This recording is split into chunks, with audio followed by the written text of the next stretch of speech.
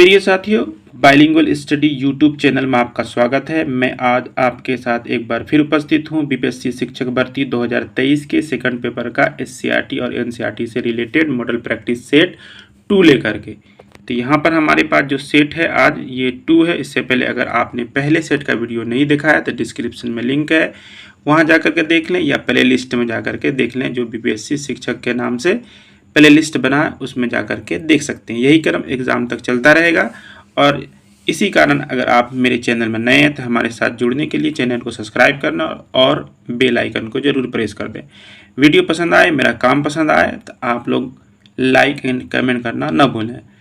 उसके साथ साथ अगर आपको इसका पीडीएफ चाहिए, खूबसूरत सा पीडीएफ चाहिए, तो हमारे टेलीग्राम चैनल के साथ जुड़ सकते हैं जिसका लिंक डिस्क्रिप्शन में है। तो चलिए बिना देर किए इस वीडियो को आरंभ किया जाए। जैसा कि आपके स्क्रीन में दिख रहा है, पहला क्वेश्चन क्या है। पहले क्वेश्चन में कह रहा है कि दक्षिण ध्रुव पर पहुंचने वाला प्रथम व्यक्ति कौन था, यानी फर्स्ट मैन कौन था दक्षिण ध्रुव पर, साउथ पोल पर पहुंचने वाला। तो यहाँ पर option A B C D दिया हुआ है, 4 ऑप्शन। मैं आपका ज़्यादा टाइम नहीं लूँगा। सही आंसर हो जाएगा एमुंडसेन, ऑप्शन बी। इससे रिलेटेड कुछ फैक्ट्स हम लोग जान लेते हैं। एमुंडसेन जो थे ये नॉर्वे के रहने वाले थे। और अगर पूछा जाए कि उत्तरी ध्रुव पर पहुंचने वाले पहले व्यक्ति का नाम क्या था, तो रॉबर्ट पियरी, जो यूएसए के थे। कहाँ के थे? यूएसए के रॉबर्ट पियरी, जबकि ये नॉर्वे के थे। कहाँ के थे? नॉर्वे के। नेक्स्ट क्वेश्चन देखते हैं क्या कह रहा है। सैनवेट का संबंध किससे है? सैनवेट का संबंध किससे है? ऑप्शन दो, ये जो क्वेश्चन 2 है इसका सही आंसर आपका हो जाएगा ऑप्शन सी, उत्पाद शुल्क से। किससे है? ये आपका इकोनॉमिक्स का क्वेश्चन है, उत्पाद शुल्क से है, ऑप्शन सी। तो इसमें से कुछ बातें हैं कि सैनवेट का संबंध जो उत्पाद शुल्क से है, ये उत्पाद शुल्क का अप्रत्यक्ष कर है। कर 2 प्रकार का होता है, डायरेक्ट और इनडायरेक्ट, यानी अप्रत्यक्ष कर है। ये भी याद रखिएगा आप लोग। अगला देखते हैं क्या कह रहा है। अगले क्वेश्चन में कह रहा है कि जोग अथवा महात्मा गांधी जलप्रपात किस नदी पर स्थित है। तो जलप्रपात होता क्या है? जब कोई नदी डायरेक्ट बहुत ऊंचाई से सीधे नीचे गिरती है, स्थल भाग पर सीधे नीचे गिरती है, तो उसको जलप्रपात कहा जाता है। अगर इसका परिभाषा देखा जाए तो पहाड़ों की चट्टानों से गिरने वाली नदी या नालों को जलप्रपात कहा जाता है। तो यहाँ पूछ रहा है जोग अथवा महात्मा गांधी जलप्रपात किस नदी पर है। तो 3 का सही आंसर आपका हो जाएगा ऑप्शन सी, यानी शरावती नदी पर। तो ऑप्शन सी जो है ये आपका बिल्कुल सही है। अगला क्वेश्चन देखते हैं। शोरा जो बारूद बनाने में काम आता है, बारूद बनाने में काम आता है, का रासायनिक नाम क्या है? शोरा का रासायनिक नाम पूछा जा रहा है, यहाँ पर केमिकल नेम पूछा जा रहा है। तो सही आंसर 4 का हो जाएगा सी, पोटेशियम नाइट्रेट। अब पोटेशियम नाइट्रेट जो है इसको अगर आप ऐसे लिखिएगा तो KNO3 लिखना पड़ेगा आपको। क्या लिखना पड़ेगा? KNO3। ठीक है। इसके अलावा पोटेशियम कार्बोनेट K2CO3 होता है और पोटेशियम नाइट्रेट का, ठीक है, KNO3 ये होता है, जैसा कि इसका आंसर है। तो ऑप्शन सी यहाँ पर बिल्कुल सही है। पानीपत के तृतीय युद्ध के समय मराठा पेशवा कौन था? पानीपत का 3 युद्ध हुआ, प्रथम, द्वितीय और तृतीय। प्रथम युद्ध जो है 1526 में बाबर और इब्राहिम लोदी के बीच में। द्वितीय युद्ध जो हुआ है वो 1556 ईस्वी में अकबर, या कह सकते हैं कि उसका जो बैरम खां था सेनापति, वो और उसके साथ साथ जो है किसके बीच हुआ था? तो ये बैरम खां के साथ हेमू हुआ था, जिसमें बैरम खां की विजय हुई थी। और तृतीय जो पानीपत का युद्ध है वो हुआ था आपको मराठा और अहमद शाह अब्दाली के बीच में, जिसमें अहमद शाह अब्दाली ने जीता था। यहाँ पूछा गया मराठा पेशवा कौन था। तो सही आंसर हो जाएगा बालाजी बाजीराव, यानी ऑप्शन ए जो है यहाँ पर आपका बिल्कुल सही है। मनुष्य के शरीर में सबसे छोटी ग्रंथि, पिछले वीडियो आपने देखा होगा, सबसे बड़ी ग्रंथि लीवर है, जबकि यहाँ पर पूछा गया कि सबसे छोटी ग्रंथि। सबसे छोटी ग्रंथि जो है आपकी पिट्यूटरी ग्लैंड या पीयूष ग्रंथि भी इसको कहते हैं हिंदी में। तो ये सबसे छोटी ग्रंथि है। ठीक है, ये याद रखना। सबसे, ये मटर के दाने के बराबर होता है। इसको मास्टर ग्लैंड भी कहा जाता है, यानी मास्टर ग्रंथि भी इसको कहते हैं। इतना आप लोग जरूर याद रखिएगा। और इसका साइज जो होता है वो 0.6 ग्राम होता है, 0.6 ग्राम, ये भी याद रखिएगा। मास्टर ग्रंथि भी इसी कहते हैं। विश्व मानक दिवस किस तिथि को मनाया जाता है? विश्व मानक दिवस तो विश्व मानक दिवस जो है ये प्रत्येक वर्ष 14 अक्टूबर को मनाया जाता है, यानी ऑप्शन बी जो है आपका सही है, 14 अक्टूबर को। जबकि 16 अक्टूबर को विश्व एलर्जी दिवस मनाया जाता है, 1 दिसंबर को एड्स दिवस मनाया जाता है, तो ये भी याद रखिएगा। अगला देखते हैं, कितने पाकिस्तान किसकी रचना, यानी किसका पुस्तक है ये जो है, कितने पाकिस्तान जो है ये किसकी पुस्तक है। तो सही आंसर आपका क्या हो जाएगा, 8 का सही आंसर हो जाएगा सी, कमलेश्वर की। यहाँ पर जो लोग हैं, खुशवंत सिंह, इन्होंने लिखा है train to Pakistan Delhi, train to Pakistan Delhi. उसके बाद अमृता प्रीतम, इन्होंने लिखा डेथ ऑफ अ सिटी, कागज ते कैनवास, इनका लिखा हुआ है। और उसके बाद भीष्म सहनी का लिखा हुआ तमस, ये सब फेमस बुक है, इसको याद रखिएगा। अगला क्वेश्चन है, हरिजन सेवक संघ गठित किया गया था। अक्सर लोग इसमें भीमराव अंबेडकर मार देते हैं, जबकि वो क्या है, गलत है। तो हरिजन सेवक संघ महात्मा गांधी द्वारा संगठित किया गया था, ठीक है, तो ये याद रखना है। तो यहाँ पर क्या हो जाएगा आंसर, ऑप्शन सी। अगर राजा राम मोहन राय की बात किया जाए तो ब्रह्म समाज और आत्मीय सभा 2 चीज़ का इन्होंने गठन किया था। और एनी बेसेंट ने 1916 में होम रूल लीग की स्थापना की थी। जबकि डॉक्टर भीमराव अंबेडकर जो है, इन्होंने स्थापना किया था, उसका नाम था बहिष्कृत हितकारिणी सभा, बहिष्कृत हितकारिणी सभा का स्थापना किया था। अब ब्रह्म समाज की स्थापना कब की थी, तो आप लोग कमेंट करके जरूर बताएं। अगला है, सत्यार्थ प्रकाश पवित्र पुस्तक है। सत्यार्थ प्रकाश पवित्र पुस्तक जो है ये किसकी है या किस धर्म से है, ये सब पूछा गया है। 10 का सही आंसर हो जाएगा आर्य समाज से है, ऑप्शन ए। तो आर्य समाज के बारे में जान लें कि आर्य समाज की स्थापना 1875 ईस्वी में स्वामी दयानंद सरस्वती ने की थी, ठीक है। नेक्स्ट क्वेश्चन देखते हैं, 11 नंबर में क्या कह रहा है। 11 नंबर कह रहा है, श्रीमद् भगवत गीता मौलिक रूप से किस भाषा में लिखी गई। तो मौलिक रूप से यहाँ पूछा रहा है किस भाषा में लिखी गई है, तो भगवत गीता जो है संस्कृत भाषा में लिखी गई है। किस भाषा में, संस्कृत भाषा में। और इसके अधिकतर जो है पुराण जो है वो भी सरल संस्कृत श्लोक में लिखे गए हैं। तो ये आपका ऑप्शन ए जो है यहाँ पर बिल्कुल सही आंसर है। अगला देखते हैं, भारत में संसद के दोनों सदनों की सम्मिलित बैठक की अध्यक्षता कौन करता है, यानी ज्वाइंट जो मीटिंग होती है उसकी अध्यक्षता कौन करता है। राज्यसभा और लोकसभा के बीच में अनुच्छेद 108 के तहत जो है भारत में संयुक्त बैठक बुलाया जाता है। तो संयुक्त बैठक की जो अध्यक्षता करता है वो लोकसभा का स्पीकर यानी लोकसभा का अध्यक्ष करता है, जबकि इसको राष्ट्रपति बुलाता है। बुलाता राष्ट्रपति है इस, लेकिन अध्यक्षता कौन करता है, लोकसभा का अध्यक्ष। लेकिन एक बात याद रखिएगा, जब भी संविधान संशोधन विधेयक पर संयुक्त अधिवेशन की व्यवस्था नहीं, यानी संयुक्त अधिवेशन उसमें नहीं बुलाया जाता। जब भी संविधान में कोई संशोधन करना हो तो संयुक्त अधिवेशन बुलाया नहीं जा सकता है। अगला क्वेश्चन देखते हैं, सर्वोच्च न्यायालय में एक मुख्य न्यायाधीश के अतिरिक्त कितने न्यायाधीश होते हैं। तो एक के अतिरिक्त कितने न्यायाधीश होते हैं, तो आपको यहाँ पर पूछा गया है। तो एक के अतिरिक्त कितने न्यायाधीश होते हैं, तो सही आंसर यहाँ पर हो जाएगा आपका 13 नंबर का। एक के अतिरिक्त जो है वो 33 होता है, यानी 33 होता है, यहाँ ऑप्शन में नहीं है, तो आप लोग कर दीजिए एक के अतिरिक्त। सर्वोच्च न्यायालय में मुख्य न्यायाधीश के अतिरिक्त 33 है, टोटल अभी वर्तमान समय में 34 न्यायाधीश है। तो यहाँ पर आप 32 है, इसको 33 कर लीजिए। और वर्तमान में जो है भारत के जो मुख्य न्यायाधीश हैं वो डी.वाई. चंद्रचूड़ हैं, वो ना डी.वाई. चंद्रचूड़।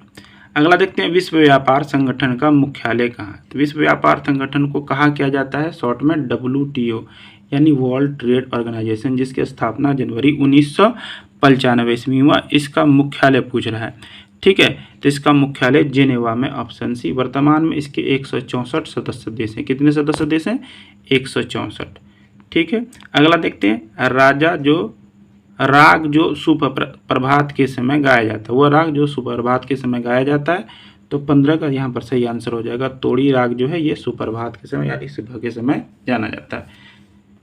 अगला देखते हैं, भूदान आंदोलन की शुरुआत हुई थी। तो भूदान आंदोलन की शुरुआत जो है हुई थी यहाँ पर जो है वो आंध्र प्रदेश के से हुई थी भूदान आंदोलन की शुरुआत, ठीक है। इसके प्रमुख नेता जो थे वो विनोबा भावे थे, ठीक है। भूदान आंदोलन है ये 1951 में आरंभ हुआ था, ये भी याद रखिएगा। विनोबा भावे को याद रखिएगा आप लोग। अगला देखते हैं, भारत में किस राज्य में सर्वाधिक कोयले के भंडार हैं। कोयले के भंडार के बारे में पूछा जा रहा है, तो सर्वाधिक कोयले का भंडार जो है वो किसके पास है, झारखंड के पास है। तो ऑप्शन यहाँ पर जो है आपका डी बिल्कुल सही है। कोयले के उत्पादन में भारत का स्थान विश्व में तीसरा है। भारत में कोयले के उत्पादन में प्रथम 3 राज्य हैं, झारखंड, उड़ीसा और बंगाल। अगला देखते हैं, भारत में परमाणु ऊर्जा का जनक किस वैज्ञानिक को कहा जाता है। परमाणु ऊर्जा का जनक जो है वो किस वैज्ञानिक को कहा जाता है। तो सही आंसर हो जाएगा होमी जे भाभा। ठीक है, ऑप्शन बी जो है बिल्कुल सही है। होमी जे भाभा की अध्यक्षता में 10 अगस्त 1948 को परमाणु ऊर्जा आयोग की स्थापना के साथ ही परमाणु ऊर्जा अनुसंधान का भारतीय यात्रा आरंभ हुआ था। इसी कारण होमी जे भाभा को जो है वो क्या कहा जाता है, वैज्ञानिक को जनक कहा जाता है। किसका जनक, परमाणु ऊर्जा का जनक कहा जाता है। अगला देखते हैं 19 नंबर में क्या कह रहा है, सिलिकोसिस एक है। तो ये सिलिकोसिस क्या है, एक फेफड़े से संबंधित बीमारी है। तो फेफड़े से संबंधित यानी ऑप्शन सी जो है बिल्कुल सही है। यह धूलकण या सीमेंट के शरीर के अंदर जाने के कारण होता है। ठीक है, ऑप्शन सी जो है बिल्कुल सही है। डिजिटल कंप्यूटर किस सिद्धांत पर कार्य करता है। कंप्यूटर के अलग अलग प्रकार हैं, जिसमें से डिजिटल कंप्यूटर जो है वो गणना के सिद्धांत पर कार्य करता है। किसके सिद्धांत पर, गणना के सिद्धांत, यानी ऑप्शन ए जो है यहाँ पर आपका बिल्कुल सही। अगला क्वेश्चन देखते हैं। अगले क्वेश्चन में कह रहा है कि आंतरिक जलमार्ग के रूप में किस नदी का महत्व है। तो आंतरिक जलमार्ग के रूप में जो है सबसे व्यस्तम कह सकते हैं नदी जो है वो राइन नदी है, जबकि सबसे व्यस्तम नहर जो है वो कील नहर है, याद रखिएगा। भारत में पहला लौह इस्पात उद्योग स्थापित किया गया था। भारत में जो है पहला लौह इस्पात उद्योग जो स्थापित किया गया था, साधारणतः आप लोग जानते हैं Bengal iron and steel Kulti, ये आपको नया लग रहा, लेकिन टिस्को ज़्यादातर लोग जानते हैं कि 1907 ईस्वी में टिस्को की स्थापना जमशेदजी टाटा ने झारखंड के साक्षी नामक स्थान पर किया था। लेकिन इससे पहले क्या हुआ था कि 1874 ईस्वी में ही Bengal iron and steel Kulti की स्थापना हुई थी, जो आगे चल करके संभवतः बंद हो गया था। तो यहाँ के अनुसार जो है आपका हो जाएगा 1874 पहले। तो ये भी याद रखिएगा, कुल्टी जो है 1874 में स्थापित हुआ था, ये सबसे पहले। तो पहला लौह इस्पात उद्योग स्थापित किया गया था। दूसरा, व्यवस्थित रूप से 1907 ईस्वी में जमशेदजी टाटा के द्वारा टिस्को की स्थापना की थी, Tata iron and steel company, जिसका फुल फॉर्म होता है। साख पत्र प्रस्तुत करना होता है। तो साख पत्र कहाँ प्रस्तुत करना होता है ये पूछा जा रहा है। तो आपका 23 का सही आंसर हो जाएगा ऑप्शन सी, यानी आयातकर्ता और निर्यातकर्ता, यानी आयातकर्ता इंपोर्टर और एक्सपोर्टर के दोनों के द्वारा होता है। तो चलिए इससे रिलेटेड कुछ फैक्ट को जान लेते हैं। किसी देश का आयात और निर्यात से संबंधित भुगतान शेष व्यापार शेष कहलाता है। उपभोक्ता की बचत का सिद्धांत अल्फ्रेड मार्सन ने दिया था। शेयर बाजार की स्थापना करने वाला पहला देश नीदरलैंड है। एम्स्टर्डम नीदरलैंड में शेयर बाजार की स्थापना करने वाला ये पहला देश है। तो अगला देखते हैं, भारत में ट्रेजरी बिल बेचे जाते हैं। तो ट्रेजरी बिल जो है किसके द्वारा बेचे जाते हैं ये पूछा जा रहा है। तो 24 का सही आंसर हो जाएगा भारतीय रिजर्व बैंक द्वारा, यानी आरबीआई के द्वारा, जिसकी स्थापना 1935 में हुई थी और जिसका राष्ट्रीयकरण 1949 ईस्वी। इसका मुख्यालय मुंबई में, मुंबई को आर्थिक राजधानी कहा जाता है। ठीक है, अगला देखते हैं, एलिफेंटा का प्रसिद्ध शैल को काट कर बनाए गए मंदिरों का श्रेय दिया जाता है। तो किसको दिया जाता है, चालुक्यों को, चोलों को, पल्लवों को, राष्ट्रकूटों को।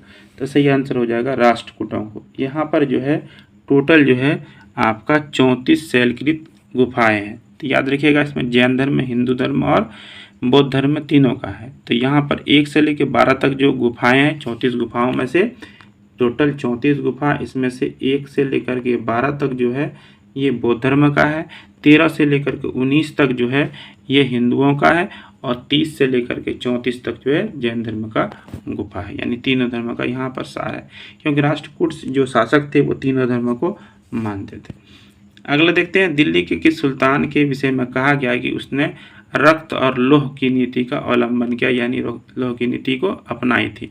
तो ऐसा करने वाले जो है दिल्ली के शासक थे ये ममलुक वंश या गुलाम वंश के शासक बलबन थे, जो इल्तुतमिश के दास और दामाद थे। ठीक है, इन्हों के द्वारा इन्होंने ही सजदा और पैबोस की प्रथा चलाई थी और नौरोज जो है त्यौहार उसको भी इन्होंने ही लागू किया था। अगला क्वेश्चन देखते हैं। अगले क्वेश्चन में क्या कह रहा है? कह रहा है निम्नलिखित बादशाहों में से किसको एक प्रबुद्ध निरंकुश कहा जाता है? बाबर, हुमायूं, अकबर और औरंगजेब को?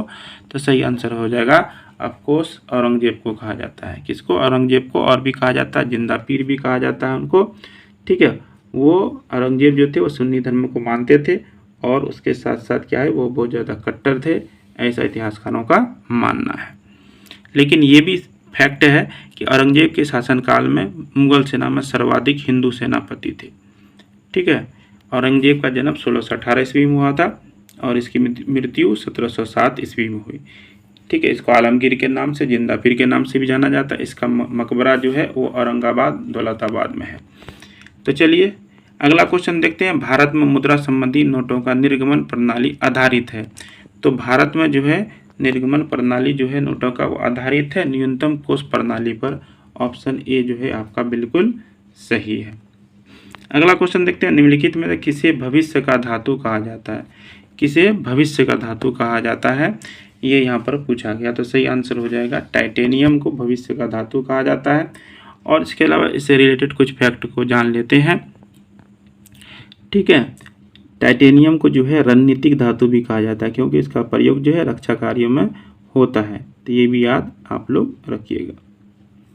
अगला देखते हैं। अगले क्वेश्चन में कह रहा है भारत में संविधान का कौन संविधान की आत्मा कहलाता है? तो भारत में संविधान की आत्मा साधारणतः जो है प्रस्तावना को कहा जाता है, लेकिन यहाँ पर भीमराव अंबेडकर के शब्दों में पूछा गया है कि संविधान का कौन सा जो मौलिक अधिकार है उसको संविधान की आत्मा भीमराव अंबेडकर ने कहा है। तो संवैधानिक उपचार के जो अधिकार है यानी ऑप्शन डी जो है इसको भीमराव अंबेडकर ने संविधान की आत्मा कहा है। तो ऑप्शन डी जो है यहाँ पर बिल्कुल आपका सही है। मौलिक अधिकारों में से कहा ऐसे प्रस्तावनाओं को भारतीय संविधान की आत्मा कहा जाता है। अगला क्वेश्चन में कह रहा है कि उच्चतम न्यायालय में कानूनी मामलात पर किसको परामर्श लेने का अधिकार है? तो परामर्श लेने का अधिकार किसको यहाँ पर पूछा जा रहा है? तो आंसर क्या हो जाएगा? राष्ट्रपति। क्या हो जाएगा? राष्ट्रपति को। ठीक है,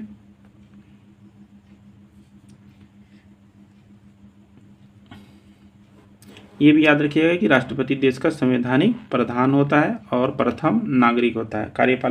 कार्यपालिका की शक्ति जो है वो राष्ट्रपति में ही निहित होती है। अगला देखते हैं। निम्नलिखित में से कौन विश्व की सबसे बड़ी पोतवाहक नहर है? यानी पोत को ढोने वाली नहर है। तो 32 का सही आंसर आपका हो जाएगा।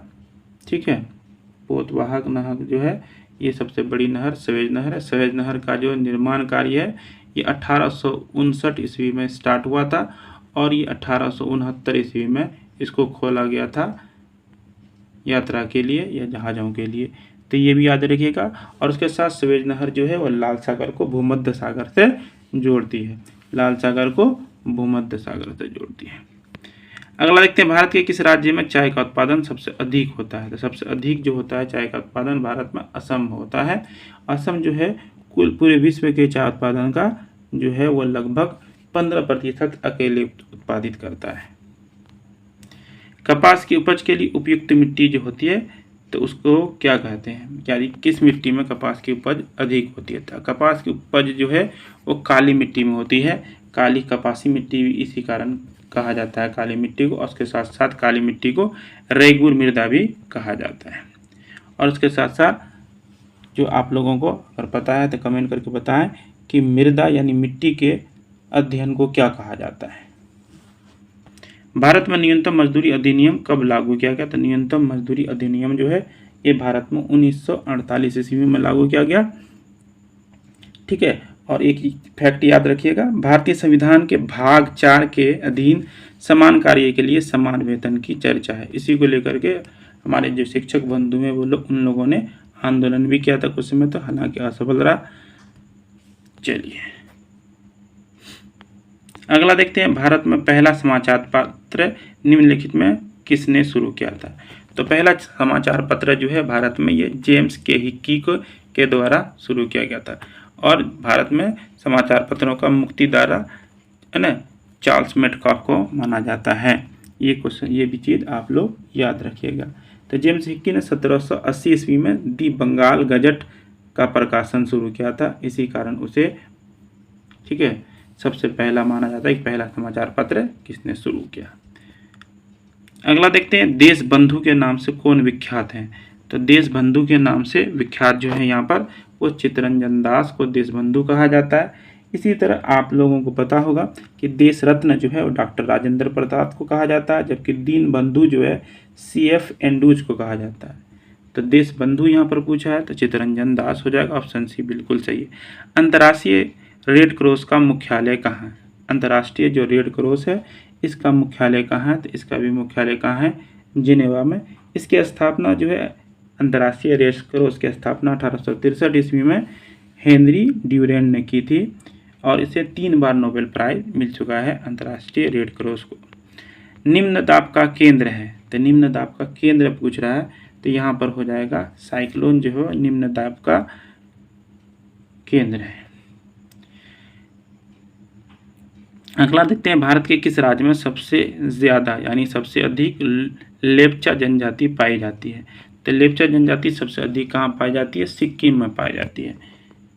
कहाँ पाई जाती है, सिक्किम में पाई जाती है लेप्चा जनजाति सबसे अधिक। अगला देखते हैं, रूसी क्रांति के जनक कौन थे। तो रूसी क्रांति के जनक जो थे VI लेनिन यानी व्लादिमीर पुतिन इवानोविच लेनिन थे। 1917 ईस्वी में, नवंबर 1917 ईस्वी में रूसी क्रांति हुआ था, जिसको बोल्शेविक क्रांति भी कहा जाता है। बोल्शेविक दल का नेतृत्व लेनिन ने किया था। लेनिन की मृत्यु 1924 ईस्वी में हुई थी और जन्म 1870 ईस्वी में हुआ था। इन्होंने चेका नामक एक पुलिस दस्ता का गठन किया था जो गुप्त पुलिस था। विश्व का सबसे बड़ा पशु मेला जो 1 माह तक चलता है कहाँ आयोजित होता है। तो 1 माह तक जो है ये बिहार के सोनपुर में सबसे बड़ा विश्व का सबसे बड़ा पशु मेला है। तो ऑप्शन सी जो है ये आपका बिल्कुल सही है। अगला क्वेश्चन देखते हैं, एक और है इसमें पुष्कर मेला। तो इसके याद रखिए पुष्कर मेले में ऊँटों की दौड़ होती है जहाँ में विदेशी लोग भी आकर के इसका रोमांच उठाते हैं। अगला देखते हैं क्या कह रहा है, नहवा सेवा जिसका नाम जवाहरलाल नेहरू बंदरगाह, ये परियोजना कहाँ अवस्थित है। तो ये मुंबई में, ये एक पत्तन है, बंदरगाह मतलब पत्तन सी पोर्ट, ठीक है। तो ये है, अगर पूछा जाए किस तरफ है तो मुंबई जो है ये अरब सागर की तरफ है, इस वजह से ये अरब सागर में है, यानी अरब सागर के तरफ वाले को ये पश्चिम तटीय बंदरगाह है। कौन सा देश 1000 झीलों की भूमि कहलाता है। 1000 झीलों की भूमि किस देश को कहा जाता है, तो फिनलैंड को कहा जाता है। और फिनलैंड जो है ये वाइट एलिफेंट के लिए जाना जाता है। नॉर्वे जो है ये, इसमें मध्य रात्रि का सूरज देखने को मिलता है। और जापान जो है वो उगते हुए सूरज का देश कहलाता है। तुर्की का नाम तुर्कियो हो गया है नया नाम। 14 नवंबर को किस दिवस के रूप में मनाया जाता है। तो यहाँ पर 14 नवंबर को भारत में बाल दिवस के रूप में मनाया जाता है, क्योंकि इसी दिन जो है जवाहरलाल नेहरू का जन्म हुआ था। कौन सी ईस्वी में हुआ था, आप लोग कमेंट करके जरूर बताएं। विश्व में चांदी का सर्वाधिक उत्पादक कौन है, यानी सबसे अधिक चांदी का उत्पादन कौन करता है। तो सही आंसर हो जाएगा मैक्सिको जो है ये विश्व में सबसे अधिक चांदी का उत्पादन करता है। जबकि सऊदी अरब जो है वो खनिज तेल का सर्वाधिक उत्पादन करता है। टीन के उत्पादन में विश्व में चीन का प्रथम स्थान है, ये भी याद रखिएगा। अगला देखते हैं, भारत सरकार का प्रथम न्याय अधिकारी है। तो ये जो भारत सरकार का प्रथम न्याय अधिकारी होता है वो महान न्यायवादी होता है, जिसको अटर्नी जनरल भी कहते हैं। भारत यानी क्या हो जाएगा, ऑप्शन सी हो जाएगा। 48 नंबर क्वेश्चन है, भारतनाट्यम किस राज्य की प्रमुख शास्त्रीय नृत्य है। शास्त्रीय नृत्य पूछा जा रहा है, तो भारतनाट्यम जो है यहाँ आंसर हो जाएगा तमिलनाडु। इसी तरह जो है ओडिसी जो है उड़ीसा का, कुचिपुड़ी जो है आंध्र प्रदेश का, यक्षगान जो है कर्नाटक का, कथकली जो है केरल का, ये भी याद रखिएगा। विकसित देशों में मुद्रास्फीति का आकलन किसे आधार बनाकर किया जाता है। मुद्रास्फीति यानी मुद्रा का वैल्यू कम होना, वस्तु का वैल्यू बढ़ना मुद्रास्फीति कहलाता है। तो 49 का सही आंसर क्या हो जाएगा आपका बी, उपभोक्ता मूल्य सूचकांक के द्वारा, ऑप्शन बी बिल्कुल सही है। 50 नंबर क्वेश्चन में कह रहा है, संविधान के अनुच्छेद 352 के अंतर्गत आपातकाल में भी कौन सी मौलिक अधिकार निलंबित नहीं की जा सकती है या नहीं किया जा सकता है। याद रखिए, तो कौन सा जो है अधिकार जो है उसको निलंबित नहीं किया जा सकता। 352 राष्ट्रपति को 3 विशेषाधिकार है, 352, 356, 360। 352 में क्या होता है, राष्ट्रीय आपातकाल होता है। 356 में किसी राज्य में राष्ट्रपति शासन लगता है, जबकि 360 में आर्थिक आपातकाल लगता है, जो कि भारत में अभी अब तक नहीं लगा है। और सबसे पहले जो राष्ट्रपति शासन है वो पंजाब में लगा है, ठीक है। और भारत में 3 बार राष्ट्रीय आपातकाल लग चुका है, चीन से युद्ध के समय, पाकिस्तान से युद्ध के समय यानी 1962 में, 1965 में, और उसके साथ साथ इंदिरा गांधी द्वारा 1975 में लगाया था। अंतिम बार 1975 में लगाया गया। लेकिन 50 नंबर का क्वेश्चन जो है आप लोग इसको कमेंट करके ज़रूर बताएं, 50 नंबर का सही आंसर क्या होगा, ठीक है। इसको आप लोग कमेंट करके ज़रूर बताएं कि 50 नंबर लिख करके लिखें कि इसका आंसर क्या होगा। अगर आपको वीडियो ज़रा सी भी अच्छी लगी हो तो वीडियो को लाइक कर दें, कमेंट करके ज़रूर बताएं आपका कितना सही हुआ। वीडियो अगर आपको अच्छा लगा हो तो शेयर भी कर दें। तो चलिए आपसे मिलते हैं अगले वीडियो में, तब तक के लिए धन्यवाद।